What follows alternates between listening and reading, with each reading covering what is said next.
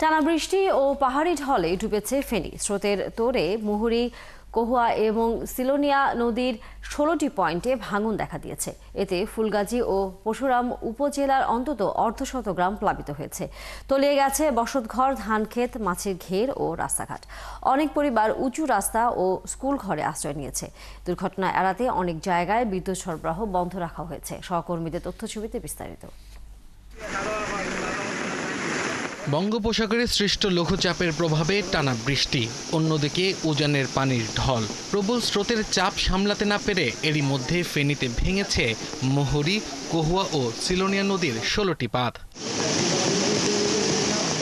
ফুলগাজী, পরশুরাম ও সোনাগাজী উপজেলা সহ বিভিন্ন এলাকার অন্তত ৫০টি গ্রাম এখন পানির দখলে।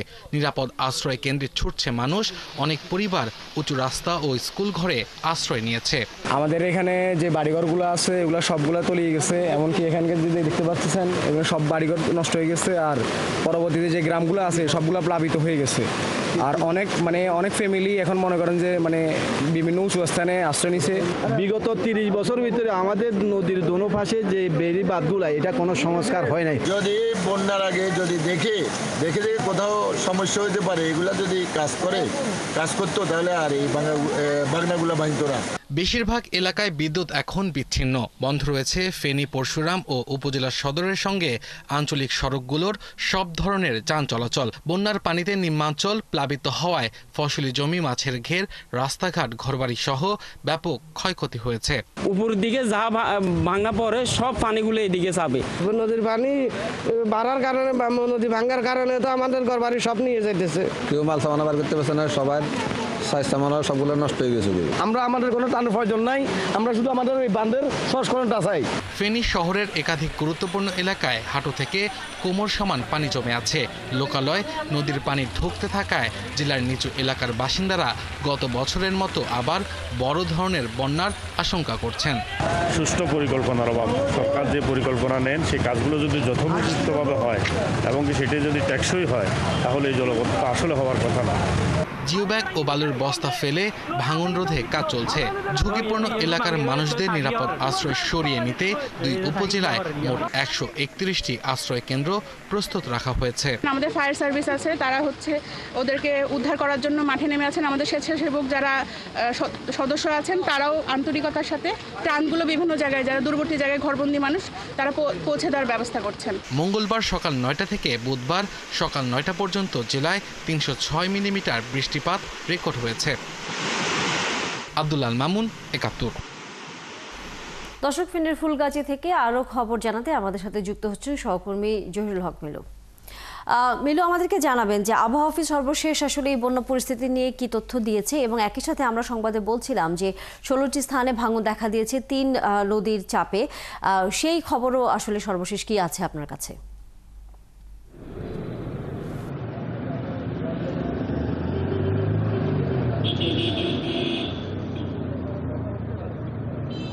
তানিয়া, আপনি জানেন যে গত ২৪ ঘন্টায় ফেনীতে সর্বোচ্চ বৃষ্টিপাতের রেকর্ড করা হয়েছে এবং সেই বৃষ্টির প্রভাবে ফেনীর শহরের নিম্নাঞ্চলগুলো ডুবে যায় এবং এর পাশাপাশি ফেনীর পরশুরাম, ছাগলনাইয়াতে যে মুহুরী, কহু এবং সিলোনিয়া নদী রয়েছে সেখানে অন্তত ১৬টি স্থানে ভাঙন দেখা দেয় এবং এই ভাঙনের ফলে যারা নদীর তীরবর্তী যে বসতি যাদের রয়েছে অনেকের ঘরবাড়ি একদম নদীতে বিলীন হয়ে গেছে, আবার নিম্নাঞ্চলগুলো প্লাবিত হয়েছে এবং প্রত্যেকের ঘরে পানি উঠেছে এবং তাদের নিত্য প্রয়োজনীয় আসবাবপত্র সহ বিভিন্ন ক্ষয়ক্ষতির সম্মুখীন হয়েছে।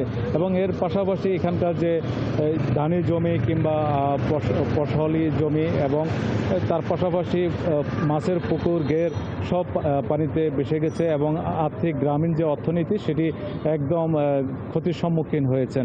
এবং আমরা যেটুকু জেনেছি, আমরা এর আগে সংবাদ সংযোগে যেমনটি জানিয়েছি যে ফুলগাজীতে একটি বেড়িবাঁধ ভাঙার কারণে মূলত যে মানুষ বিচ্ছিন্ন হয়ে যায় এবং সেসব যেখানে এখনো দুর্গত এলাকা এখনো ত্রাণ পৌঁছায়নি।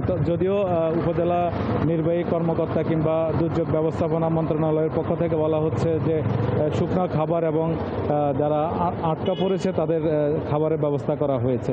আমরা এর পাশাপাশি জানিয়ে রাখি যে ফেনী শহরের এখনো প্রধান সড়কগুলো থেকে পানি সরে নাই। আমি এখন যেখানে দাঁড়িয়ে আছি সেটি শহরের স্টেডিয়াম রোড এলাকায় এবং এর পাশাপাশি এখানকার একাডেমি এবং ফেনী শহরের প্রবেশের যে প্রধান সড়ক শহীদুল্লাহ কায়সার সড়ক, এই সড়কগুলোতে এখনও পানি রয়েছে এবং পানি থাকার কারণে মানুষ অনেকটা জলবদ্ধ হয়ে গেছে এবং প্রধান সড়কগুলোতে জলবদ্ধতার কারণে হচ্ছে বড় গাড়ি ছাড়া ছোট গাড়িগুলো চলাচল বিঘ্নিত হচ্ছে, মানুষজন ঘরবন্দি হয়ে আছে। তো এখানকার পৌর প্রশাসকের সাথে আমার কথা হয়েছে, তিনি জানিয়েছেন যে পানি জলবদ্ধতার নিরসনে এখন পর্যন্ত পৌরসভার সক্ষমতা নেই, তবে দীর্ঘমেয়াদী তারা একটি পরিকল্পনা নিয়েছেন যাতে পরবর্তীতে অতিবৃষ্টি হলেও যাতে শহরে জলবদ্ধতা তৈরি না হয়, এই জন্য ড্রেন প্রশস্তকরণ এবং শহরের পাশাপাশি যে ছোট খালগুলো রয়েছে সেগুলোকে পুনরুদ্ধার করা। এবং আপনাকে জানিয়ে রাখি যে এখানকার খাজা আহমদ লেক নামে একটি লেক রয়েছে যেটি এর আগে প্রভাবশালীরা দখল করে নিয়েছে এবং ফেনী পৌরসভাও এটিকে দখল করে একটি পৌর স্ট্যান্ড করে এবং সেটি এখন কাঁচা বাজার যেখানে আড়ত রয়েছে সেটি এইসব যদি পুনরুদ্ধার করা যায় সেক্ষেত্রে জলবদ্ধতা কমবে বলে এখানকার যারা স্থানীয় বাসিন্দা রয়েছেন তারা জানিয়েছেন। তা নিয়ে আপনাকে জানিয়ে রাখি এই যে পুরো ফেনীতে মূলত ফেনীর অন্তত 3টি উপজেলা এখন পর্যন্ত পানিতে তলিয়ে গেছে, তবে আবহাওয়া অফিস বলছে যে বৃষ্টি এখন কিন্তু বৃষ্টি নেই, বৃষ্টি যদি থেমে যায় এবং সেক্ষেত্রে নতুন করে বন্যার পূর্বাভাস নেই বলে জানিয়েছেন। এবং আমরা পানি উন্নয়ন বোর্ডের সাথে কথা বলেছি, তারা জানিয়েছেন পানি নামার সাথে সাথে তারা যে 16টি স্পটে নদীর ভাঙন দেখা দিয়েছে সে ভাঙন সেখানে তারা কাজ করবেন। অসংখ্য ধন্যবাদ জহিরুল হক মিলু যুক্ত হয়ে আমাদেরকে সর্বশেষ ফেনীর যে খবর সেই খবর জানানোর জন্য। দর্শক, আমাদের সহকর্মী ফেনী থেকে যুক্ত ছিলেন জহিরুল হক মিলু।